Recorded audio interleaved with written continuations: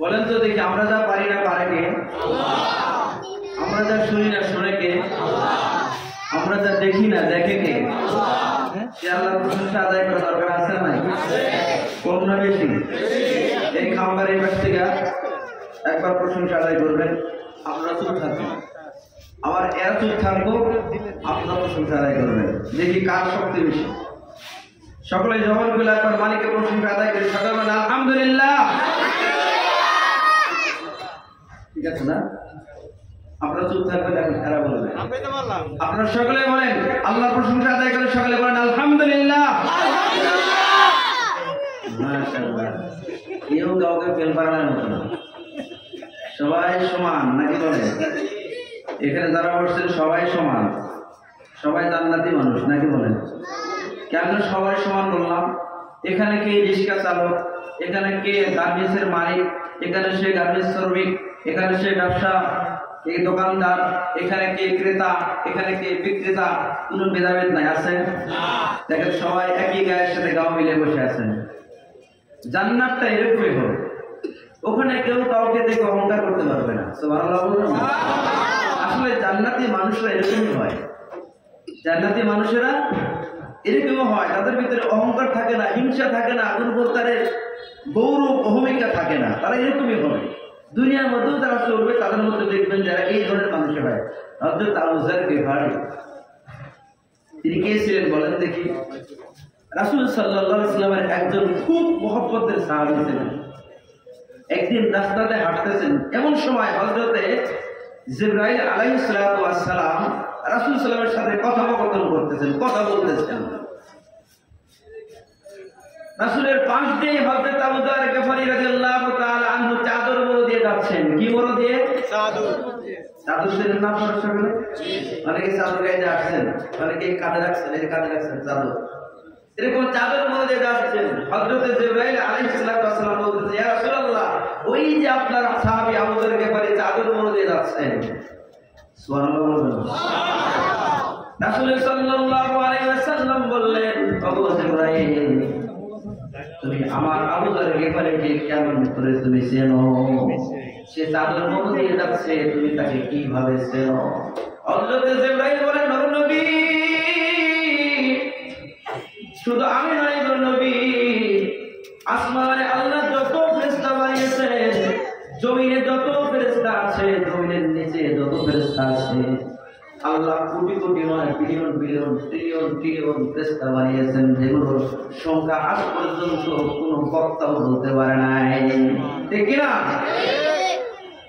জিবরাইল বলতেছে, নবী, ও প্রাণের নবী, ও মায়ার নবী, শুধু আমি নয় গো নবী, আল্লাহ যতগুলো ফেরেশতা বানিয়েছেন, প্রথম আসমানে যারা আল্লাহর ইবাদত করে, দ্বিতীয় আসমানে যত ফেরেশতা আছে, তৃতীয় আসমানে যত ফেরেশতা জিকির করে, তৃতীয় আসমানে যত ফেরেশতা আল্লাহর ইবাদত করে, চতুর্থ আসমানে, ষষ্ঠ আসমানে, পঞ্চম আসমানে, সপ্তম আসমানে যত ফেরেশতা আছে, সমস্ত ফেরেশতারাই আবু যর গিফারিকে এক নামে চেনে।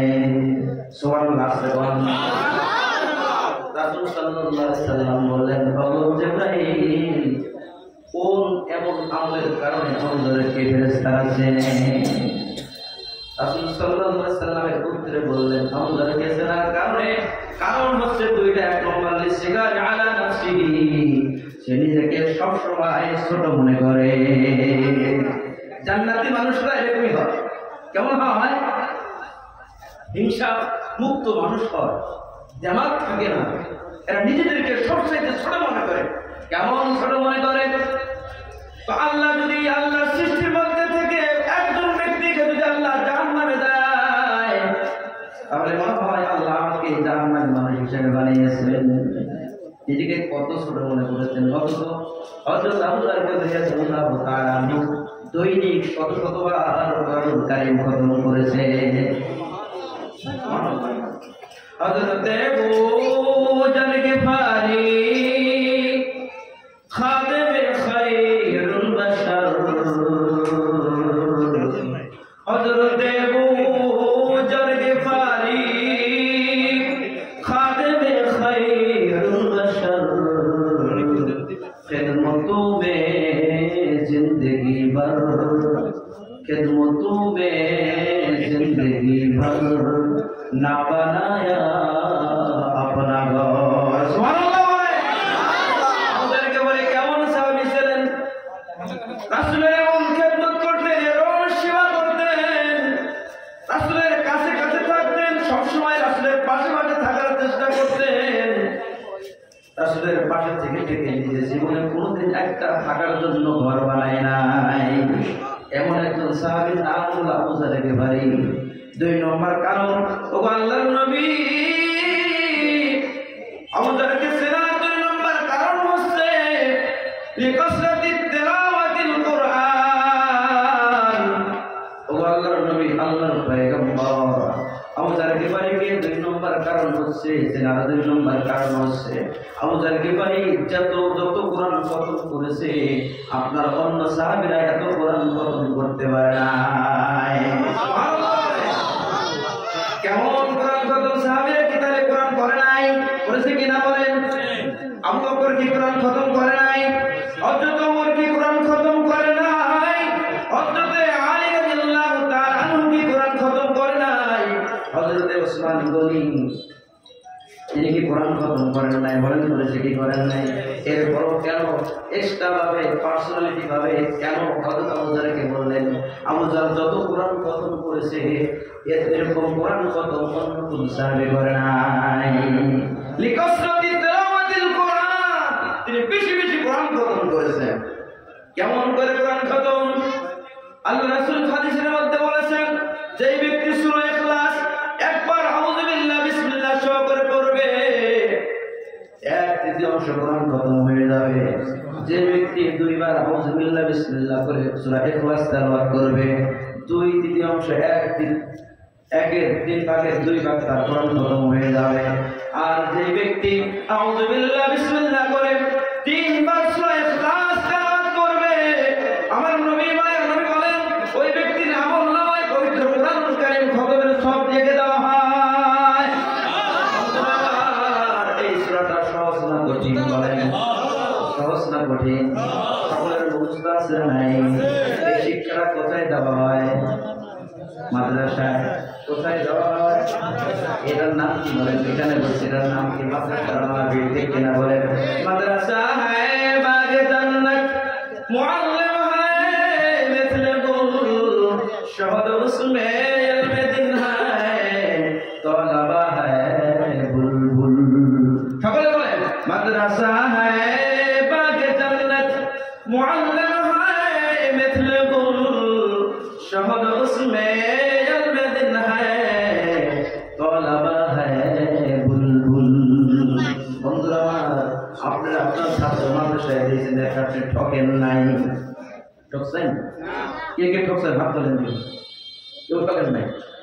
কত লাভ! হযরতে মুসা আলাইহিস সালাতু ওয়াস সালামের নাম শুনেছেন আপনারা? কে কে নাম শুনেছেন? মুসা আলাইহিস সালামের নাম কে কে জানেন? সকলে জানেন আলহামদুলিল্লাহ। বলেন তিনি কে ছিলেন? তিনি নবী ছিলেন না সাধারণ মানুষ ছিলেন? বলেন নবী। শুধু নবী না, এমন একজন নবী ছিলেন আল্লাহর সাথে কথা বলার জন্য তিনি পাগল করা হয়ে থাকতেন। একটু সুযোগ পেলে আল্লাহর সাথে কথা বলার জন্য পাগল হয়ে যাইতেন। একদিন রাস্তা দিয়ে যাচ্ছেন, যাইতে যাইতে দেখে হঠাৎ করে এক কবরের পাশে গিয়ে দাঁড়িয়ে গেলেন। কবরের মধ্যে আযাব হচ্ছে। কি হচ্ছে? আযাব। কবরের মধ্যে আযাব ভালো না গজব? বলেন দেখি। রহমত না গজব? কবরের মধ্যে আযাব হওয়া রহমত না গজব? সবাই বলেন। কবরের মধ্যে আযাব হচ্ছে। হযরতে মুসা আলাইহিস সালাম দাঁড়িয়ে কিছুক্ষণ দেখলেন আযাব হচ্ছে, তিনি চলে গেলেন। চলতেন তো চলতেন। আবার বেশ কিছুদিন পরে হযরতে মুসা আলাইহিস সালাম সেই রাস্তাতে আবার আসতেছেন। এসে দেখেন ওই যেই কবরের মধ্যে আযাব হচ্ছিল, সেই কবরের মধ্যে আল্লাহর রহমত নাযিল হচ্ছে। সুবহানাল্লাহ। আসতে করে বল সুবহানাল্লাহ। কবরের মধ্যে বইরা রাখেন সুবহানাল্লাহ। বন্ধুরা আমরা এত সুন্দর কথা সুবহানাল্লাহ কেন বলতে আসে না? একবার দেখলেন জাহান্নামের আগুন কবরের মধ্যে দাউ দাউ করে জ্বলতেছে। আবার সেই রাস্তায় দিয়ে যাচ্ছেন, যাইতে যাইতে দেখে কবরের মধ্যে আল্লাহর রহমত নাযিল হচ্ছে। কবরবাসীকে জিজ্ঞাসা করলেন, বিইذنিল্লাহ, ও কবরবাসী তুমি আল্লাহর হুকুমে দাঁড়িয়ে যাও। ওই সময় আল্লাহ মুসা আলাইহিস সালামকে পাওয়ার দিয়েছিলেন মৃত্যু ব্যক্তিকে জীবন্ত করার হুকুম আল্লাহ রাব্বুল আলামিন। এই পাওয়ারটা আল্লাহ রাব্বুল আলামিন হযরত মুসা আলাইহিস সালামকে দিয়েছিলেন। মুসা আলাইহিস সালাম যখন বললেন কুম বিইذنিল্লাহ, আল্লাহর হুকুমে দাঁড়িয়ে যাও, সঙ্গে সঙ্গে মৃত্যু ব্যক্তি কবর থেকে দাঁড়াইলেন। বললেন কি বাবা, গত সপ্তাহে তোমার কবরের মধ্যে গজব হচ্ছিল আমি দেখলাম, আজকে তোমার কবরে আল্লাহ রহমত হচ্ছে, কারণটাকে একটু বলবানি? হ্যাঁ বলবো না মানে কি এমন আমল করেছো তুমি কবরে থেকে বলো। কবরবাসী বলতেছে গো আল্লাহর পয়গম্বর মুসা, আমার কোনো আমল করার ক্ষমতা নাই। মানুষ যখন মারা যায় তখন তার আমলের দরজা বন্ধ হয়ে যায়, গুনাহ করার ক্ষমতা বন্ধ হয়ে যায়, নেকির কাজ করার ক্ষমতা বন্ধ হয়ে যায়। আমরা যখন দুনিয়ায় আসি বাবা, আমরা কিন্তু নামাজ পড়তে পারি, রুকু সিজদা করতে পারি, মুসিবত আসলে আমরা দৌড়াইতেও পারি, কখনো কখনো তসবিহ হাতে জিকির করতে পারি। কিন্তু বাবা এই চক্ষুটা যখন বন্ধ হয়ে যাবে, কবর যখন চলে যাবে, ইচ্ছা করলে কিন্তু আপনি নামাজ পড়তে পারবেন না, ইচ্ছা করলে কিন্তু আপনি জিকির করতে পারবেন না, ইচ্ছা করলে কিন্তু আপনি তাজবিহ করতে পারবেন না, ইচ্ছা করলে কিন্তু আপনি কোরআন তেলাওয়াত করতে পারবেন না। ঠিক না বলেন? চোখটা খোলা আছে, যতক্ষণ আপনার ভিতরে প্রাণ আছে, যতক্ষণ আপনার ভিতরে নিঃশ্বাস আছে, ততক্ষণ পর্যন্ত আপনি জিকির করতে পারবেন, ততক্ষণ পর্যন্ত আল্লাহর কাছে মাফ চাইতে পারবেন, ততক্ষণ পর্যন্ত আপনি কোরআন তেলাওয়াত করতে পারবেন। যখন দমটা বন্ধ হয়ে যাবে, আপনার সমস্ত আমলের দরজা বন্ধ হয়ে যাবে। ইল্লা সালাসা, মাত্র তিনটা আমলের দরজা খোলা থাকবে। তার মধ্যে থেকে একটা হলো নেক সন্তান দুনিয়ার মধ্যে রেখে যাওয়া।